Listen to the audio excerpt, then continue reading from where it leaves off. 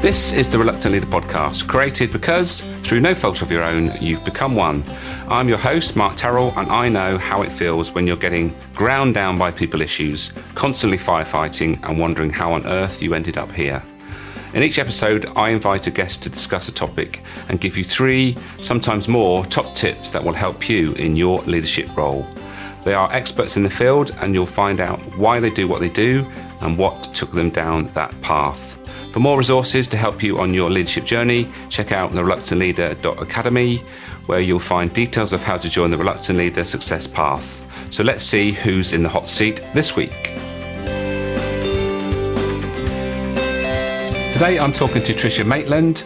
Tricia is passionate about helping people sleep better, reduce their anxiety and grow their confidence so they can live the life they deserve to live.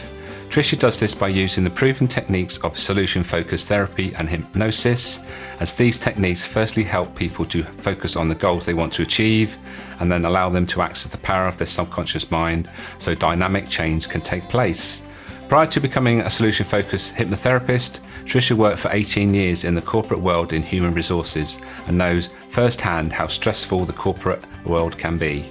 Tricia retrained as a hypnotherapist a few years back and is so happy she did, because she now sees how the power of hypnotherapy helps her clients deal with whatever is holding them back so they can begin to perform at their best. Tricia says, "I love what I do, seeing my clients improve over the time we work together. One of my clients summed it up perfectly when they said, I don't feel like I am a different person, I just feel like I am the person I'm meant to be." Hope you enjoy this chat we had about sleep, and I'll catch you all on the other side.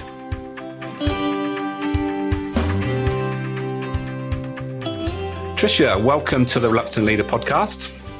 Thanks for having me, Mark. I'm really excited to be here to talk about one of my favourite topics. Well, a few months ago, I would have thought, talking about sleep on a podcast that's directed at people in leadership positions would have been not really a very interesting subject. But I came across Matthew Walker's book, Why We Sleep, and I was fascinated firstly, and then actually, it's a real eye-opener as to why we need sleep, and obviously we're going to be talking about that. But before we get into that, I ask all my guests, there's one question, and that is, why do you do what you do, and what was the pivotal moment that took you down this path? Right, okay, so why I do what I do? Well, I haven't always been a hypnotherapist, but I've always wanted to help people. And I guess that started with me doing a degree in psychology back a number of years ago when I left school.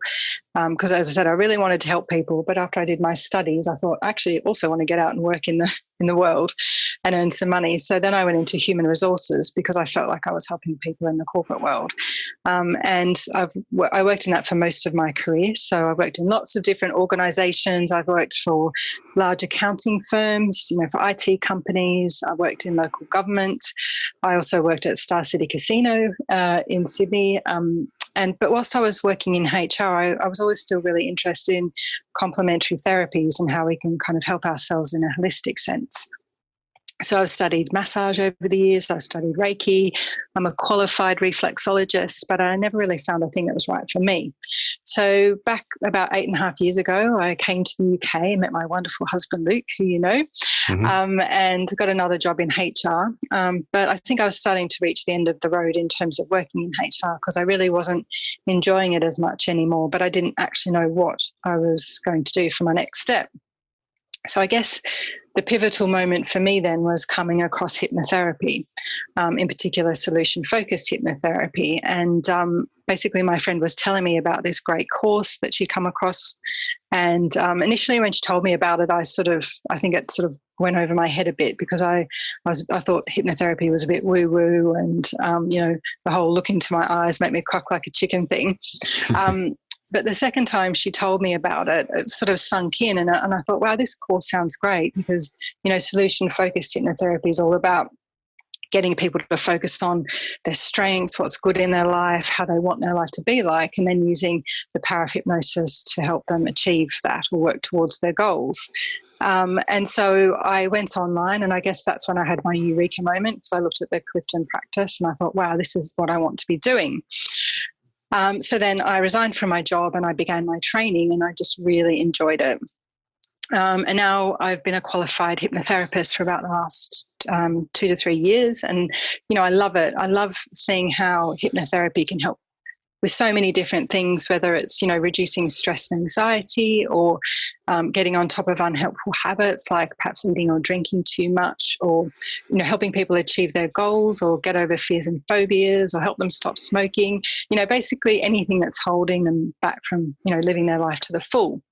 And I think when it comes to sleep in particular, what I noticed over the time I've been a hypnotherapist is that although I see people for lots of different reasons, I'd have to say about 80 to 85% of my clients also have problems with their sleep.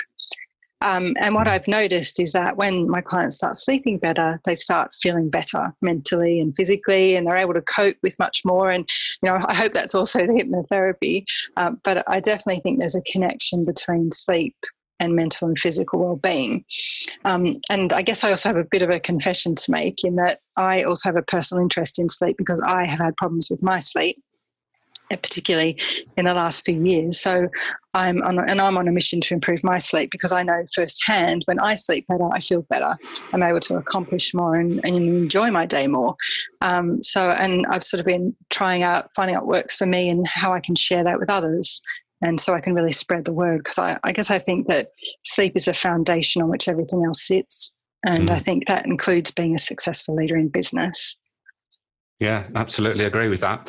And it's interesting you say about your awareness around your sleep. I'm far more aware now since I've read Matthew Walker's book, in that if I don't get the required amount, and I know what that is, and we'll obviously talk about that in a while, when I wake up and think, well, I haven't had that amount, and I feel almost like, well, I haven't fulfilled what I should be doing to be my best. And that comes with awareness, doesn't it? A lot of this stuff, once you're aware, then you can hopefully make better decisions around your sleep. Absolutely. So that's a great story. And now we know why you do what you do, which is great. You obviously make a big step there, moving from HR, but I guess you still sort of work in that arena. So where do we start with sleep then? What do you think the first thing we would first think about with regards to sleep?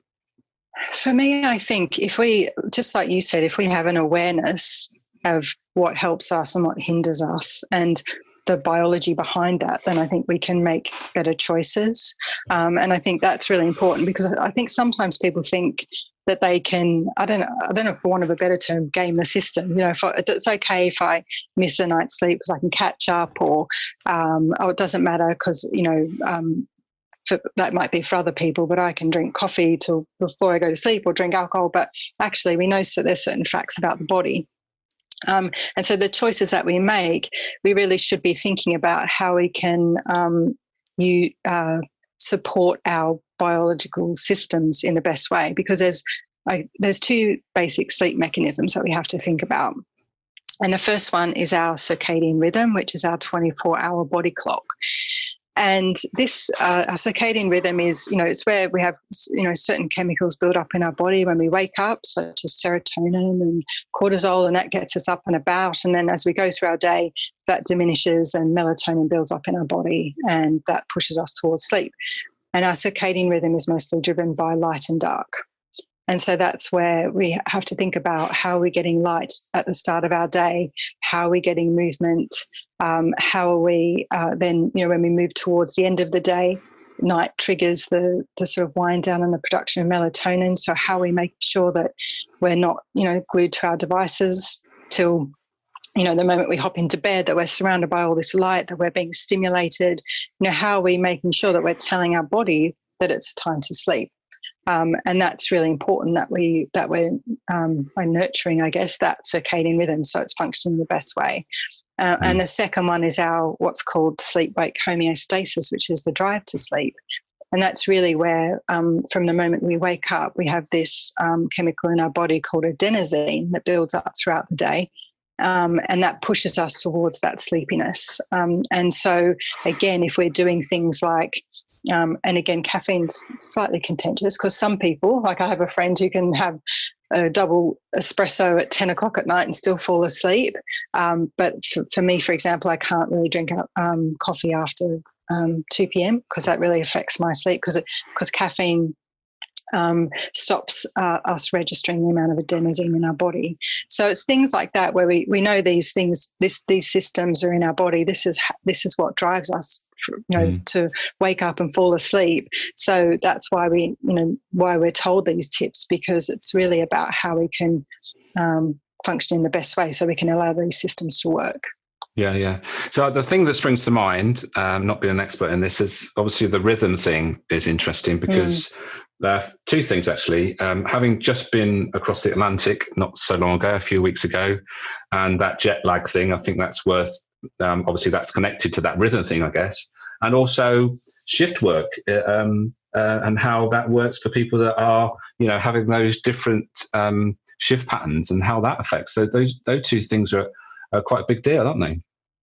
They definitely are, because again, our systems are the way that they are. And say, for example, jet lag, for every hour difference, at 1 to 1.5 hours difference in terms of time zone, we need a day to recover. So if you're going to the other side of the world, it can take you 7 to 8 days to fully recover from that. But there are obviously certain things that we can do to help ourselves. Say, for example, we're looking after ourselves before we even get on the plane.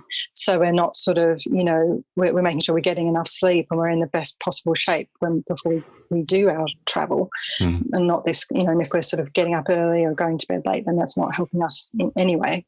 But, in terms of when we're flying and things like that, it's, as we all know, adjusting as soon as we get on the plane in a way, thinking about where we're going and the time frame there, so that we're sort of starting to get ourselves into that rhythm.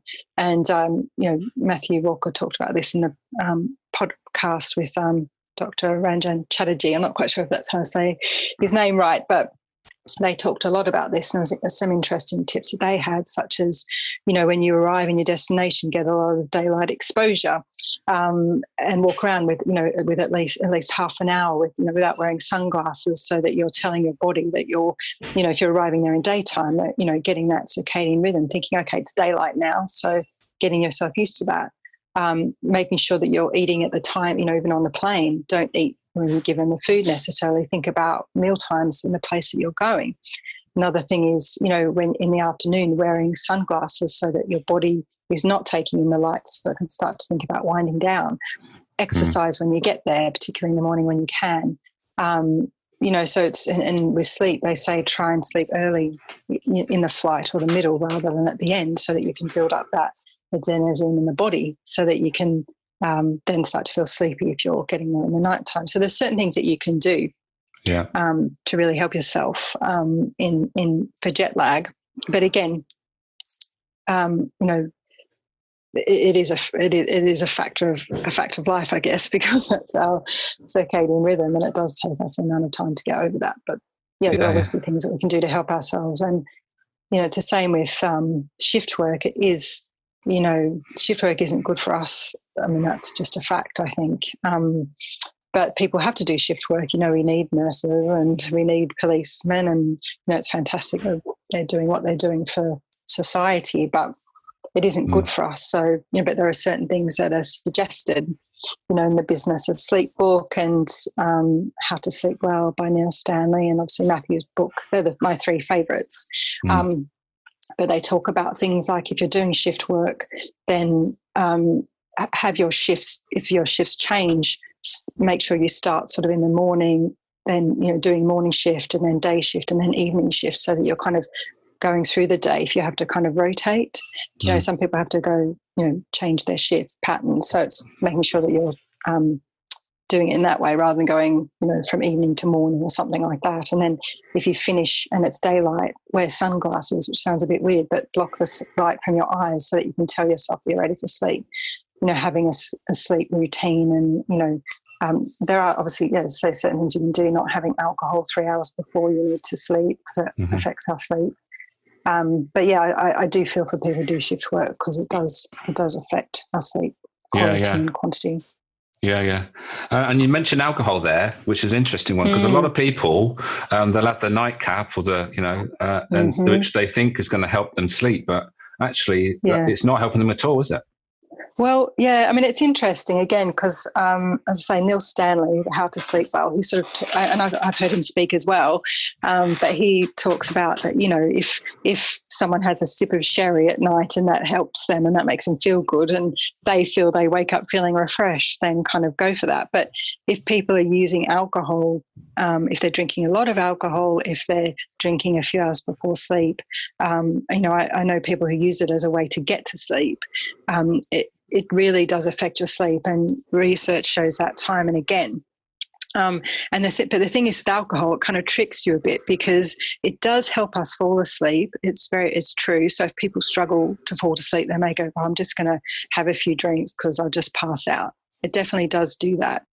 But what alcohol does do is that it affects the depth of our sleep over the evening, and it also really affects the second half of our night because our night's kind of broken into two halves. We have more of our deep sleep in the first third to half, and then we have more of our REM sleep where we dream in our second half. So it really affects our REM sleep because alcohol increases our body temperature, which wakes us up.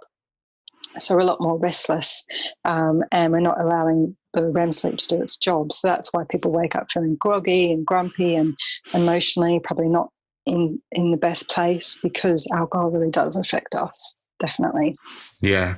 And I had a confirmation of that because my partner's been away for the weekend. She doesn't really drink that much, and she couldn't sleep last night even though she was very tired. And I said that's probably because obviously they were hitting the prosecco, and obviously that was still, I guess, in their system and having that knock-on effect.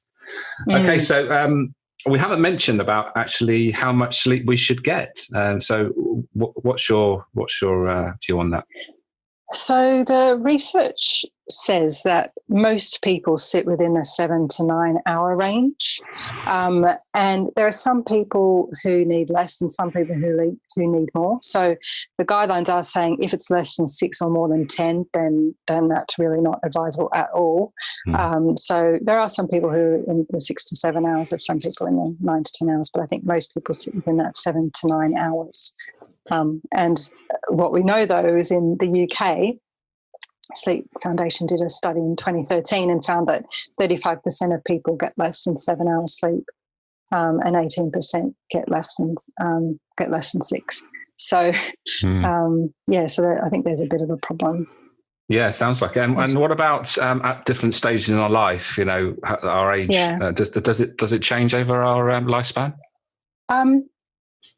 I don't think the need for sleep changes over our lifetime, but I think our sleep patterns can change over our lifetime. Certainly, I mean, to be fair though, when we're children and babies, and we need more sleep, absolutely.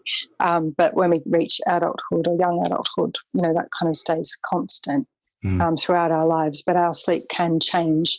For men, it can be sort of 45 years old upwards. Women, it could be men sort of 35 to 45, women 45 to 55. Obviously for women, menopause and things like that can affect that. And so our sleep can be affected. In particular, our deep sleep can diminish a bit as we get older. And that's why I kind of think of it a bit like an elastic band. When we're younger, we can wear our elastic band, our flexibility is much more stretchy in terms of, being able to do late nights and party and all that sort of stuff.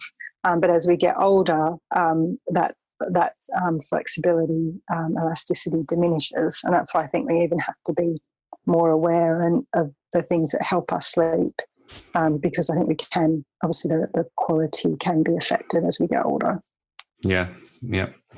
Okay, so sleeping and dreaming obviously go together. And I know that... Again, I've read Why We Sleep, and I know he talks about it. But why is it we dream? What's the purpose of that, and why is it good for us? Yeah, I think so. In terms of why it's good for us, so like I said, our sleep is broken up into two halves, if you will. One is the first half is the deep sleep. The second is where we have much more of our REM sleep. And if you think about our sleep cycle, the REM sleep is generally the last 20% of that sleep cycle. And so the reason why we dream from, this is what I kind of tell all my clients. One of the main reasons why we dream is that it's all about in REM sleep, when we dream, that's really where we process our emotional memories. And the things that have happened to us throughout the day. So say, for example, say someone upsets you in the day and you still think about it and you go to bed, and when you dream, you'll process that event, and you might even form part of your dream, or it might be something totally unrelated. But what will happen is you've moved it from being in that emotional place in your brain to where it's more of a narrative memory. So when you wake up, you've either forgotten about it, or you can think about what happened to you in a more rational, objective way. And so that's why, REM sleep is so important to process our emotions. It's also really good for our procedural memory. So if we're learning new tasks, particularly, as I say, procedural things, then that really helps us to consolidate that memory. But, I think all mammals dream, and there's still some debate about, people like to obviously think there's some other deep reason for it, but that's in terms of how it helps our brain, and it helps our ability to cope and deal with the day. It's like a filing system where we sort of like put things in the right place so we can sort of record them at a later date. I think it's something like that. Is that right? Yeah, I mean that's because you've got REM and non-REM. So obviously non-REM is more of the majority of our sleep than REM. So non-REM, particularly deep sleep, that also has a lot to do with refreshing our memory, as you say, the filing cabinet. So we kind of process things, we put it in our filing cabinet so that we can, get it when we need it again. So it helps us be creative. It helps us be innovative. It's a lot. Sleep's just amazing. So yeah, it does definitely. So when they say, when you've got something on your mind, it's actually a good thing to sleep on it for not only where you're just in a better place in the morning, and also your brain has had time to sort of process what's been going on and maybe put you in a different place to make a better decision, I guess. Absolutely. And that's why, if you're a leader in your business, why would you not want to sleep? Because your brain's so active when you're asleep. It doesn't go to, go into, this sort of a low, mode of action. There's a lot of stuff happening. And, it's almost like weeding the garden. So we're sleeping, there's, in our deep sleep, that's very restorative. It's where we regenerate cells. It's the part of the sleep where we actually grow, in terms of for kids. So there's lots of stuff. There's lots of reasons why we want to sleep. But yeah, I'm sure we've all had those moments. I had it recently when, one of the things you ask is, what are your top 3 tips? And I'm like, oh, I don't know. And then I go to sleep, I wake up the next morning, and the first thing that pops into my head is, oh, that's going to be my first top tip. It's our brain is working a lot when we're asleep. And, research shows that it is just so valuable. I thought it was really interesting. I read that, as I say, if you're a leader, research shows that employees feel less engaged in their work if their leaders have had a bad night's sleep. So it's not just you that you can influence, you can actually influence other people, if you sleep better. So it is, I just think sleep's so valuable. It's just something that you shouldn't restrict yourself from getting whatever you need, really. Yeah. And it's really interesting. I read also that top athletes and Premier League football teams have sleep coaches. Obviously not all of them, but some of them do. And obviously that's an indication of how sleep improves our performance, because that is, we're talking about athletes and at the top of the game, that it's not all about training. It's about actually getting the recovery time as well, isn't it? Yeah, definitely. That's definitely the case. Harvard University, for example, they did a study with basketball players where they got them to sleep 10 hours a night. And what they found is shooting accuracy and their free throw percentage improved significantly. But they also reported increases in their own physical and mental well-being. Another study showed that athletes who sleep less than 8 hours a night were 70% greater risk of injury than those who slept more than 8 hours. So, research is definitely showing, for sport, for work, for all areas, it can make a difference. Yeah, and that's a great lead in, actually, because in Matthew Walker's book, he talks about the twice a year live experiment that goes on, which is daylight saving time, when we obviously in those times we either gain an extra hour or we lose an hour, and apparently on those occasions when we lose an hour, the occurrences of road accidents actually is quite obviously increased by a certain percentage. I can't remember what the percentage was, but it seems to be quite common on those days that there's always an increase in road accidents. Absolutely. Well, if we don't get enough sleep, it can actually impair us, like we're over the limit in terms of, we're drunk too much. I think they've found people who, if you haven't slept for 19 hours, it's like you've got an alcohol reading of over 1.1 or something like that. So, if people are missing out on an hour of sleep and it pushes them into that danger zone, that totally makes sense. Yeah. Well, it's been fascinating to talk to you, and unfortunately the time is running out. And wow, that was quick. Yeah, I know, it always goes through quick. So we've got to that point where we need to leave the listeners with these golden nuggets, those 3 top tips or more, if you can't just get them down to 3. So what would those top tips be for anyone that is looking to improve their sleep? Yeah, so I think, I did find this a bit tricky because I think sleep's a bit like a science experiment that's made up of lots of different ingredients. And I think we all have our own special formula. So my special formula could be slightly different to your special formula. But like I said at the start, there are certain biological processes that we know are the same for all of us. So I think, tip 1 for me is, I think one of the most important things you can do is make sure you have a regular time when you go to bed and a regular time when you wake up. In a way, we're still like babies, and babies like routine. And so that's really important that because I think this is something that we don't do. We're up, we might be watching Netflix and the next episode comes on of your favorite show. So you just let that, that click the button and you're watching the next episode. And so your 10:30 bedtime could become your 11:30 bedtime. And the thing is that, like I said, we have a night of 2 halves, where we have deep sleep at the first half, more of our REM sleep in the second half, and we can't catch up on sleep so much because our body's used to the time that we normally go to bed. So I think making sure that we have a regular time when we go to bed and wake up. And then also the other thing though is, which, you asked about the amount of sleep, and, you're more aware of that, and figuring out the amount that you need is also really important. So it's no good if you're going to bed at 11 and you're waking up at 6 if you actually need 8 hours a night. Because if you think about it, over the course of 7 to 8 days, you've missed 1 night of sleep. So, and the thing is, the amount of sleep we need is genetic. You can't sort of change that. You are what you are. So that's really important, is to also make sure you get the amount of sleep that you need. I know I've put 2 tips in there, but that's my tip 1. Okay. And I think tip 2 is really making our bedroom conducive to sleep. And that means making sure we have a cool room, making sure we have a quiet room, and making sure we have a dark room.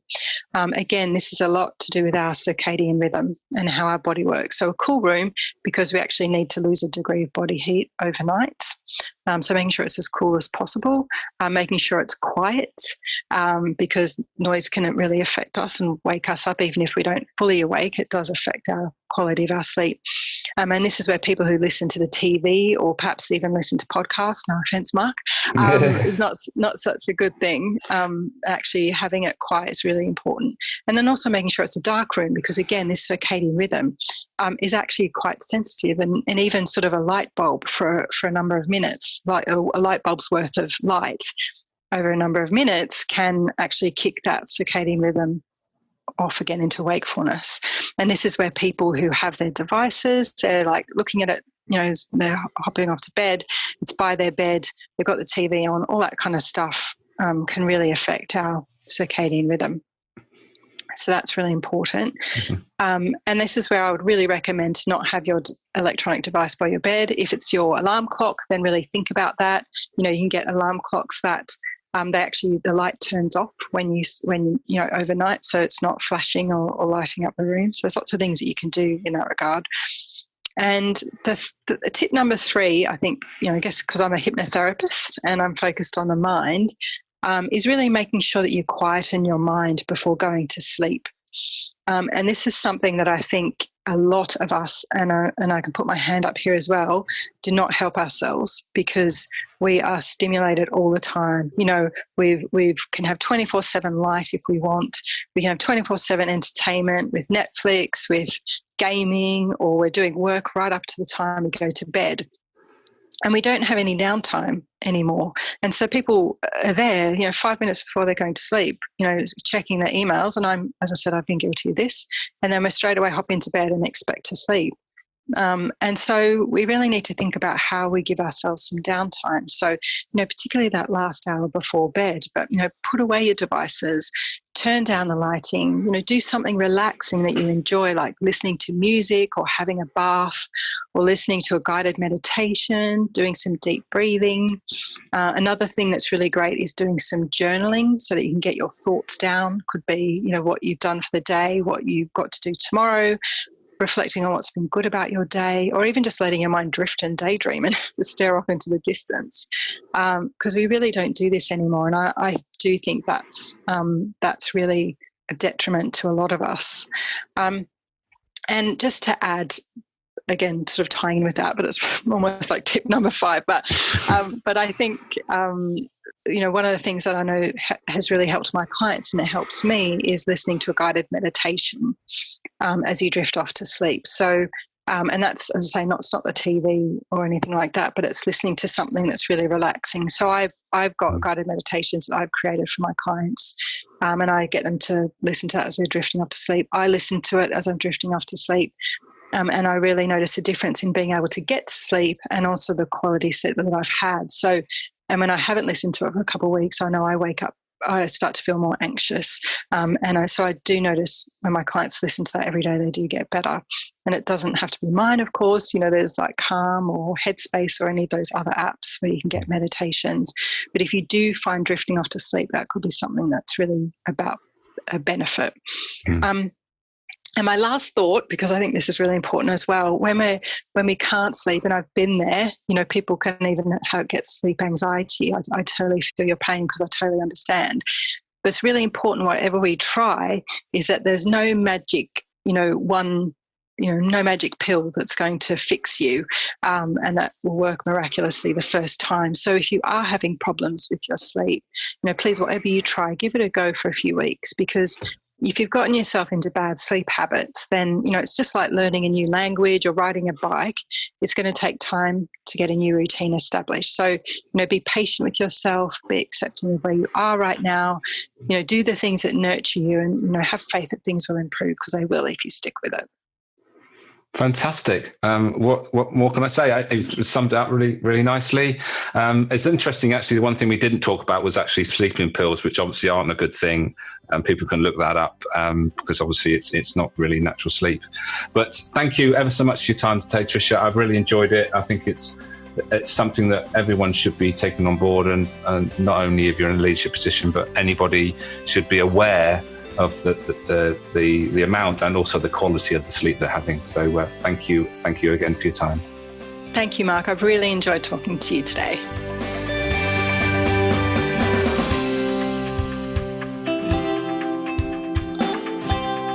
Thank you for listening. Don't forget to check out thereluctantleader.academy, and if you get a chance, please leave a review on whichever platform you have been listening, and also share the love by sharing the episode with someone who would benefit. Leadership is a choice. If you have the right mindset, know the process to follow, and the key skills to use at each point in the process, you have everything you need to leave a lasting legacy. Don't forget to put into action anything that has struck a chord in this episode, and until next time, be the best you can be.